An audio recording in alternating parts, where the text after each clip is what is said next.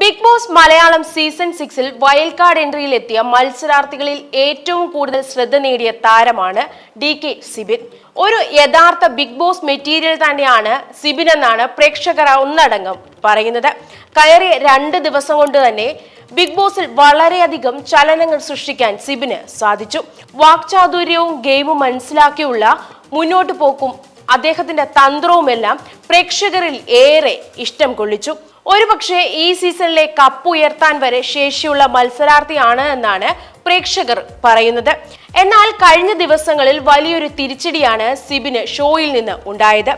Jail നോമിനേഷനിടയിൽ ജാസ്മിന്റെ പ്രകോപനത്തിൽ വീണ സിബിൻ ജാസ്മിന് നേരെ മോശമായ ആംഗ്യം കാണിച്ചതോടെയാണ് സംഭവത്തിന്റെ തുടക്കം. പിന്നാലെ സിബിൻ ക്ഷമ ചോദിച്ചിരുന്നു.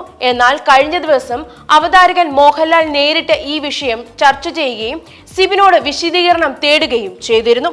തെറ്റാണ് ചെയ്തതെന്നും അതിനാൽ ശിക്ഷ എന്ന നിലയിൽ പവർ റൂമിൽ നിന്നും പുറത്താക്കുന്നുവെന്നും മോഹൻലാൽ അറിയിച്ചു. മാത്രമല്ല ഡയറക്റ്റ് നോമിനേഷനിലേക്ക് ഇടുമെന്നും അദ്ദേഹം പറഞ്ഞു. ഇതോടെ സിബിൻ ഒതുങ്ങിപ്പോയെന്ന നിലയിലുള്ള ചർച്ചകളും ആരാധകർക്കിടയിലുണ്ട്. അതിനിടയിൽ ഇപ്പോഴിതാ പ്രേക്ഷകരെ ഞെട്ടിച്ചുകൊണ്ട് പുതിയ പ്രമോ പുറത്തു വന്നിരിക്കുകയാണ്. പൊട്ടിക്കരഞ്ഞുള്ള സിബിന്റെ പ്രമോയാണ് കാണുന്നത്. എഴുന്നേറ്റ് നിൽക്കാൻ പോലും വയ്യാതെ കിടക്കുന്ന പൂജയും പ്രമോയിലുണ്ട്.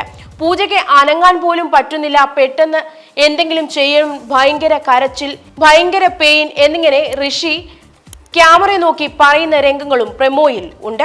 ഇതിൽ പൂജ കിടന്ന് കരയുന്നതും ശരണ്യ സമാധാനിപ്പിക്കുന്നതും എല്ലാം കാണാം. ഉടൻ തന്നെ ബിഗ് ബോസ് അണിയറ പ്രവർത്തകർ വന്ന് പൂജയെ സ്ട്രക്ചറിൽ തന്നെ കൊണ്ടുപോകുന്നതും കാണാം. ഇതിന് പിന്നാലെയാണ് സിബിൻ പ്രധാന വാതിലിന് അരികിലിരുന്ന് പൊട്ടിക്കരയുന്നത് കാണുന്നത്.